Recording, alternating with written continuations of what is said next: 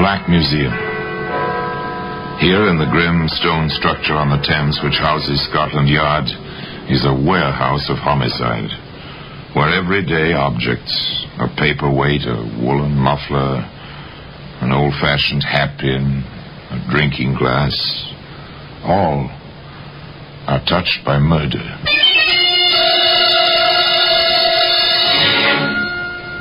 Here's a bit of frosted glass. It's a familiar object. You've seen such glass before in the upper panels of the doors of older houses, and perhaps the one in which you live. Let in more light, the owner used to say. One man climbing to his old-fashioned apartment said to his son, "Hello, what's this? Glass on the landing?" From the door, Dad. It looks like a frosted panel fell out. Yes, and pretty jaggedly. Be careful, son. Those shards are sharp. Well, today the glass shards can be seen in the Black Museum.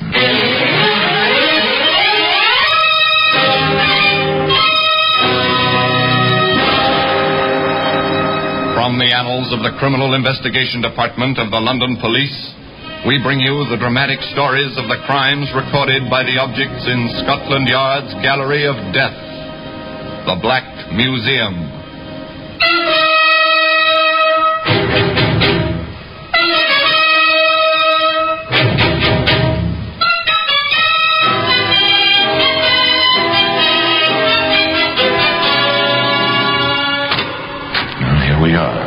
Black Museum, Scotland Yard's Museum of Murder. Yes, here lies death. Here's a pacifier, it's a nippled end, ivory ring. This in the Black Museum? Oh, yes, because it seems there was a will, and where there's a will, there's a way, even to infanticide. Here's a pair of andirons. Brass, graceful in pattern, clean in execution. Observe the shining brass of this one, the ugly blotch on the other. A woman is pushed violently. Her head strikes with malice aforethought. And this was murder. Nice, here we are, the glass shards. They're sharp, pointed. Dangerous to life and limb, even in themselves. Here they are, glistening, gleaming in their whitely frosted danger. Once they were part of a whole. The glass panel, as I told you, of an apartment door. But we'll come to that. Let's begin this tale with the ringing of a doorbell.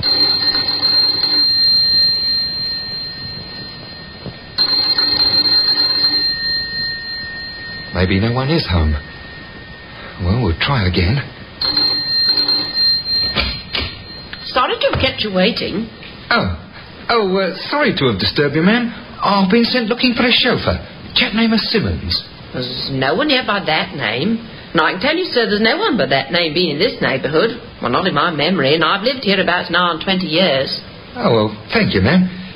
Garage where he works, the Beacon, it's called. Well, they'll have to find another errand boy if they can't give me better steers than this. Well, good day, ma'am. Good day. That's a bit strange. There's no Beacon garage in this neighbourhood. Of course, this was not a neighbourhood for garages and items of that sort. This was strictly residential. Mostly semi-detached houses with a bit of garden and an occasional block of apartments, or flats as they're still called in London. Into one of those apartment houses came Charles Fly and his son Charles Jr., home after their respective days' work at business and college. When will they put lights in these stairs, Dad? Not if someone breaks a leg in the dark. I just hope it isn't your mother. So do I. Watch the landing. Dad turns just ahead. I know. Hello, what's this? Glass on the landing? From the door, Dad. Looks like the frosted panel fell out. Yes, and pretty jaggedly. Be careful, son. Those shards are sharp. I said, do you suppose Mother let the door slam so hard the glass broke? Well, I'll ask her when we get inside. Your key handy? Right here, Dad. Thanks.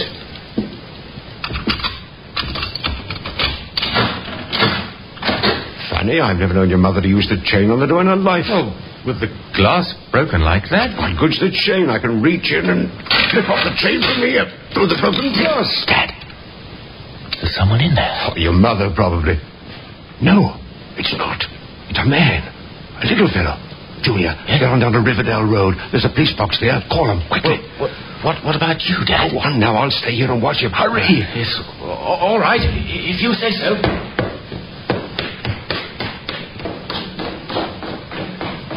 Chains off now. Why not? He's only a little fellow.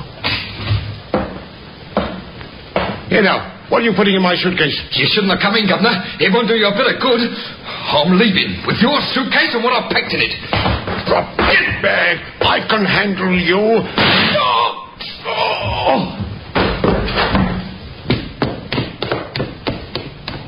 So foolhardy. Mr. Fly should have stayed outside. He might have stayed alive. As it was, when the police did arrive with Charles Fly Jr., Senior was very dead.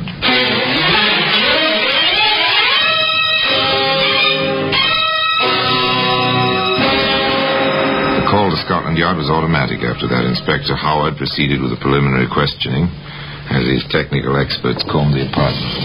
I know you had quite a shock, my boy, but we need your help, and right now. I'll try my best, Inspector. We've checked the apartment. The intruder, whoever he was, had packed a suitcase and was about ready to leave. It's Dad's own. It was his suitcase. All right. Now, is there anything else you know of that's missing? Mother said something before she collapsed about her bracelet. I looked. It's missing. Can you describe it in detail? On items like that, we publish it in the Yard's Daily Gazette. It's circularized to every station, jeweller, and pawn shop in England. Well, it was gold, about an inch wide, engraved with a kind of floral design, and there were 25 diamonds, small ones, in the pattern. Dad gave it to Mother on their 25th anniversary. I see. Very good. Now, you've been an excellent help, and you're certain he was a short man. Well, I saw him through the broken pane. He was just about 5 feet tall. Quite a little fellow. I guess that's why Dad went in after him. Dad didn't know he had a gun. Housebreakers try to stay away from guns in England. The penalties are too severe. Yes, Sergeant? No M.O., sir. Just the broken pane of glass. Thank you. Anything beyond that first shell? Not a thing. One shot was fired, that's all. No M.O., sir? Means of operation. Anything that's recognizable. Most of these people have a kind of trademark. Completely subconscious, but it helps us to find them. Too bad there's nothing, eh? We'll do our best. All right, Sergeant. I want the neighborhood canvassed. Did anyone notice a small man sounding the drum? Did anyone see a small man leaving the premises? And check every carnival, fair, and circus for a small fellow who's a sharpshooter. 1 cartridge, 1 shot, and bullseye. Got that, Sergeant? Aye, sir. We can make a start anyway, and here's hoping... Police routine. Sounding the drum. That's a new term. What does it mean? Listen to the sergeant as he canvasses the neighborhood. Tell me, ma'am, in the past day or so, has anyone rung your bell and asked for someone who doesn't live here and left in a hurry? Do you follow the term now? It's what Americans would call casing the joint. Find out if anyone's home by ringing the bell. If there is, make an excuse and get away fast. If there isn't, find a way to break in and steal whatever may be lying about within easy reach. It's simple, effective, very professional. But the police are professionals, too.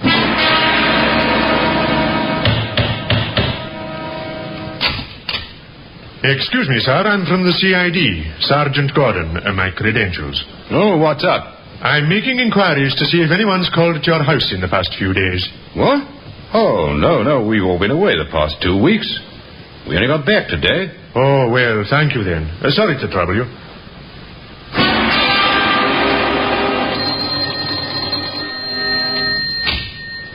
Yes? Forgive me for troubling you, ma'am. I'm Sergeant Gordon, CID. My credentials. Oh, what's happened? We aren't in any trouble, are we? Now, calm yourself, ma'am. No trouble for you, at any rate. It's just that I wanted to ask you a question or two. Oh, yes. Could you tell me if anyone has called at your house during the past few days and asked for someone who doesn't live here, and that if they were in? What a silly question. No, ma'am, it's a very serious question. So, will you put your mind to it? Well, no. I'm absolutely sure. Nobody.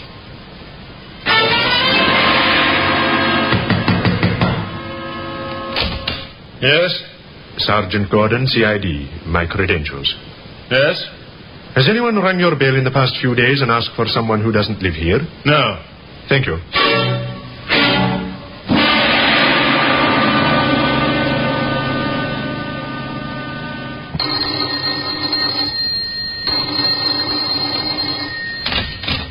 Yes? Sorry to disturb you, ma'am.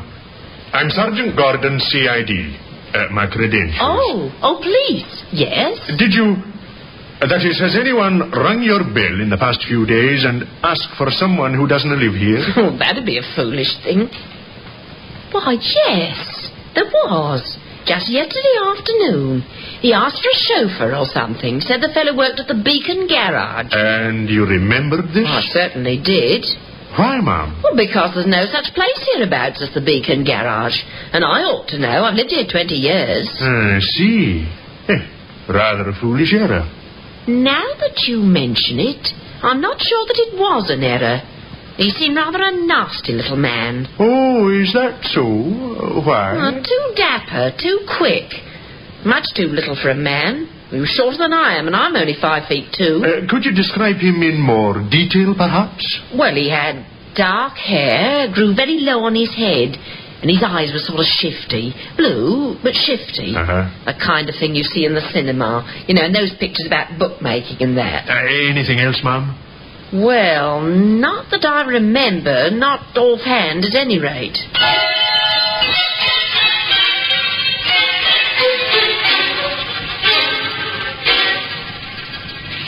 Now, two people still living have seen this little man, the dead man's son, and the woman at whose door he sounded the drum. A description is in hand, two descriptions, which tally in every point. And then Sergeant Gordon came into Inspector Howard's office with another fact, a very solid fact. Now, what's this, Sergeant? The weapon, sir. Found it behind the hedge of number 21, 3 houses up from the flats where Flyer was killed. How'd you get onto it? We found a young fellow who'd been walking his girl past the flats on her way from the bus. This little man ran out of the flats, almost knocked the girl over, but he kept going. Our young fella turned round to protest, saw him throw something over the hedge. We looked. There it is. Nasty little gun.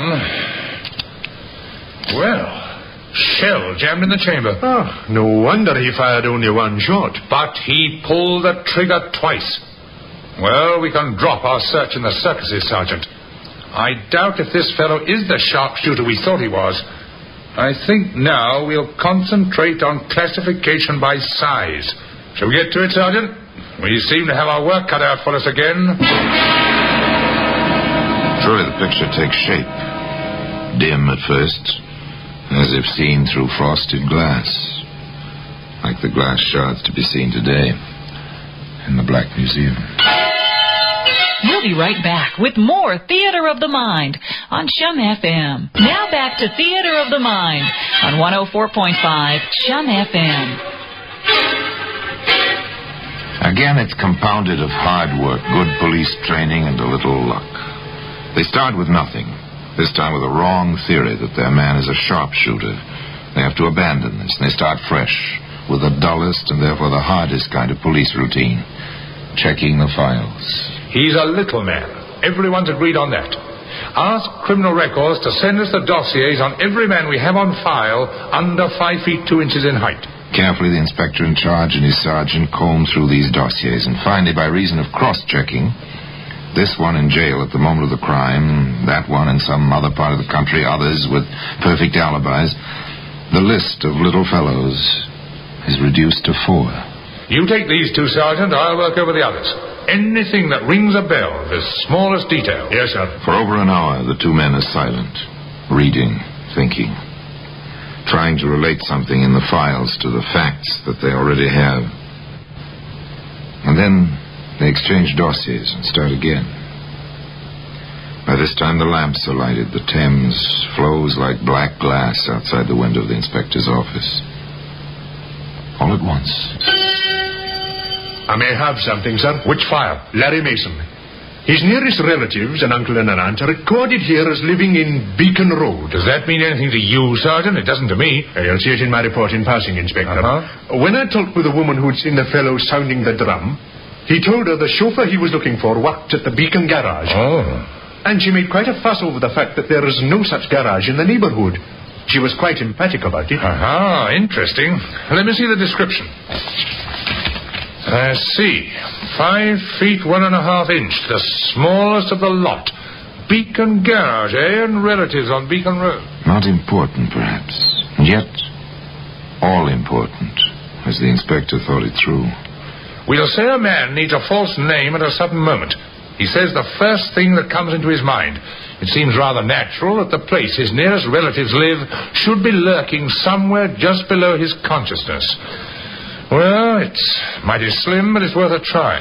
And having decided it was worth a try, Inspector Howard and Sergeant Gordon set out to trace their prime, if tiny, suspect. Mason?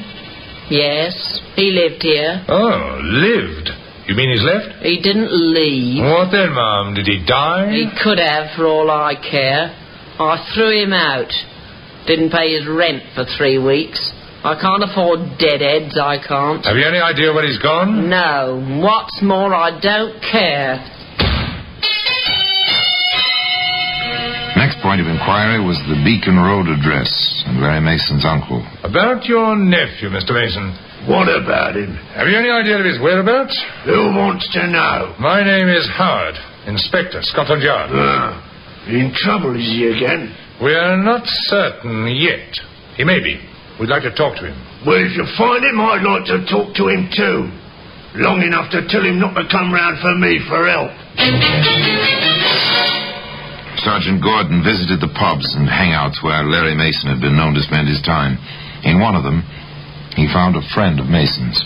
Larry? I ain't seen him in a long time. Not since he was sent away for breaking and entering.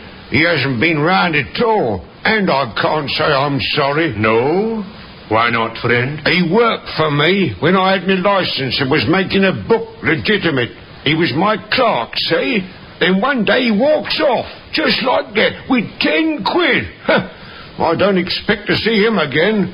He knows that little job cost me my licence, and he knows what'll happen to him if he shows his face in here again.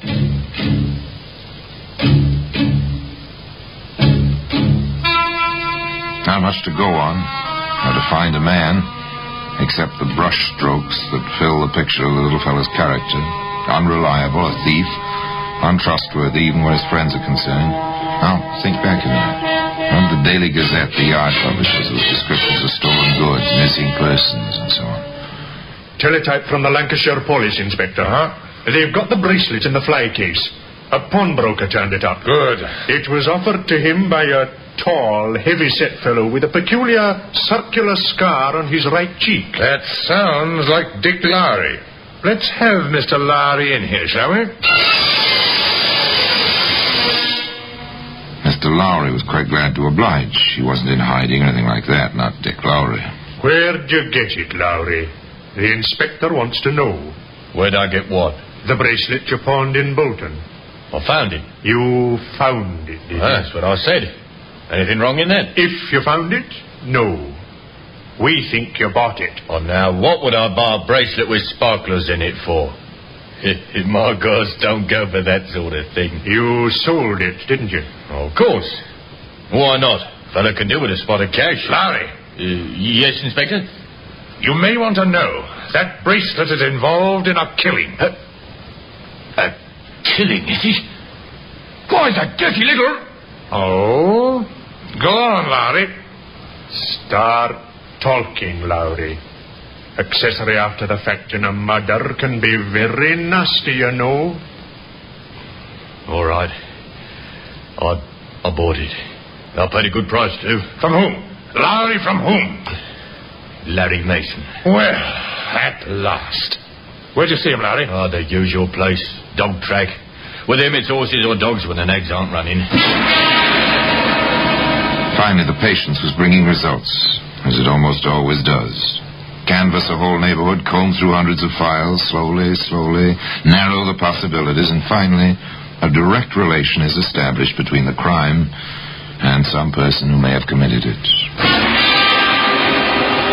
After that, find the person. In this case, it was the dog tracks. South End. He's not here, Sergeant. The White City Raceway. Not a sign, Inspector. Wembley. They know him here, but he hasn't been around in weeks. And back to South End. No luck again, sir. No luck is right. Oh, Miss Sergeant, do you suppose a pint of ale will help our patient any?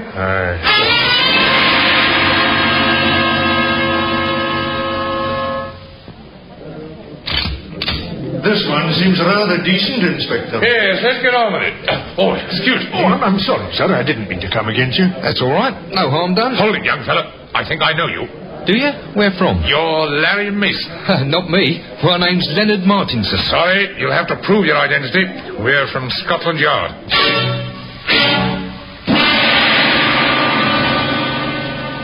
A twist of luck, a turn of chance. Two weary policemen in search of a relaxing moment run across the killer they've been hunting for weeks.